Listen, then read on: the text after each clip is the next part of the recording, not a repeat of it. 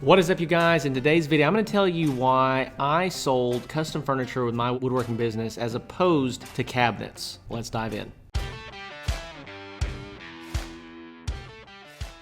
All right, welcome back to the channel. Welcome back to the podcast. I'm grateful that you're here. And in today's video, I really want to talk to you about why I chose to focus on custom furniture as opposed to cabinetry. Now, when you become a woodworker, you kind of develop a skill set of like, hey, I can build and do anything, right? Back at the beginning, I did a little bit of cabinetry work. There were things about cabinetry that are huge benefits over furniture. There are things about cabinetry that are huge drawbacks as opposed to building custom furniture. And I'm going to talk to you about a little bit of both of them today. And so, number one, I'll talk to you about the benefits of cabinetry. So if you can set up a cabinetry business to where you're not doing the installs and you're not having to finish the cabinets and you're just building them and dropping them off at a location, that is a beautiful business model, okay? You can really scale that, you can really grow that, and it's not gonna be high stress. It's not gonna be a high stress business model. And so obviously you can do whatever you feel like is beneficial to you, but I'm gonna tell you the reasons that I had for not going the custom cabinetry route and instead going the custom furniture route. So number one is that with furniture, I am not necessarily liable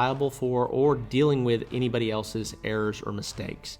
This is one of the things that I see a lot of custom cabinetry companies dealing with, is that they'll build the cabinets exactly as they're supposed to be built. They'll walk into the house and start to install the cabinets, and then the framer or whoever hung the drywall screwed it up. Like there would be a big giant bow in the wall, or the room won't be square, or the floor won't be level, or all these different problems that cabinetry companies face, okay? Now, obviously, if you're a pro at cabinetry, you develop systems to overcoming all these issues, and it doesn't become that big of a challenge. But for me, I just saw that and I was like, man, I don't want to deal with that. Okay, so number two is that when it comes to custom furniture as opposed to cabinetry, there's just a little bit more room for error. There's just a little bit more margin for error. When it comes to furniture, what tends to happen is when you deliver a piece of furniture to a customer's house, they either look at it and they say either the quality's up to speed and I love the way that it looks. Those are really the main things that they're concerned about. When you install custom cabinetry, they're pulling out tape measures, they're looking at exact dimensions. What I have found is that, with furniture, we even have it in our cosmetic standards that we have up to an inch in our dimensions of variance just based on the handmade nature of furniture, right? So what that means is like, hey, I know that you ordered a 36-inch wide table and that was 7 feet long, but it could be up to 37 inches wide, or it could be as narrow as 35 inches wide. And so it gives me a little bit more room for error with custom furniture as opposed to having to be like literally to the 16th of an inch on dimensions, on specs with cabinetry, right? Number three, and this is probably the biggest one, is that there's no installs. When I am building custom furniture, I literally walk into their house, I set it down in the middle of the floor, I get a check, and I say, sayonara, see you later, right? I don't have to work inside of customers' homes. I have done a little bit of that. We've done some barn door installation, we've done some barn door shutter installation in customers' homes, and I hate having customers look over my shoulder. It was one of the things that I absolutely despised, and one of the things that I realized that I did not enjoy. And so with installing custom cabinets, that is part of it. You have to do the installs if your business is set up that way. If you don't have another company that's doing all your install work for you, typically you've got to build the cabinets, you've got to install the cabinets, and so on and so forth. So for me, selling custom furniture, not having to do installs, being able to walk in, set it down, walk out, man, what a great feeling, right? So number four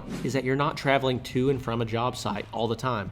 Right now, for example, I'm in the middle of remodeling my kitchen at my home. What I found was that the cabinet guy that's doing the cabinets came and left to check on dimensions, to fix mistakes to my house probably 5 to 6 times during the process. And that just seems laborious to me. That's just something I don't really love doing. Depending upon how far out you're willing to travel, it kind of will limit your total market. If you don't want to drive an hour away 5 or 6 times along the path to getting custom cabinets installed, then you're going to be limited to a smaller market. And so with custom furniture, we can market out to 3 or 4 hours away because I'm only gonna have to take one trip, drop that piece of furniture off, and then leave. If we did everything correctly. Lastly, the reason I really preferred custom furniture over cabinets is just from a scalability standpoint inside of my shop. Now, that is not to say that you cannot scale, and I've seen guys scale custom cabinet businesses and do a really great job. But for me, the way my brain functioned, the way that it worked was that, number one, I just knew more about furniture, and so I felt confident scaling the production process of furniture, but I can break up my teams and have them functioning and working much, much better, in my opinion. Now, some of you guys will listen to this and be like, no, man, custom cabinets, business, we can hammer stuff out from a cabinetry standpoint. It's way faster. That may be true. It may not be true. In my personal experience, my personal opinion, I had an easier time growing the team and scaling the operations internally with the custom furniture business. So this is my 2 cents on why I chose to pursue custom furniture as opposed to custom cabinetry. Let me know in the comments below if you agree, if you don't agree, what you like about your custom furniture business or your custom cabinetry business, either way. And so if you're trying to grow, trying to scale your woodworking business, we have some resources below. We got a free resource, the Handmade Business Secrets ebook, and then we've got a couple different courses and programs that you should check out if you're really trying to scale and grow your operation. So with that being said, guys, love and appreciate you. I'll see you in the next one.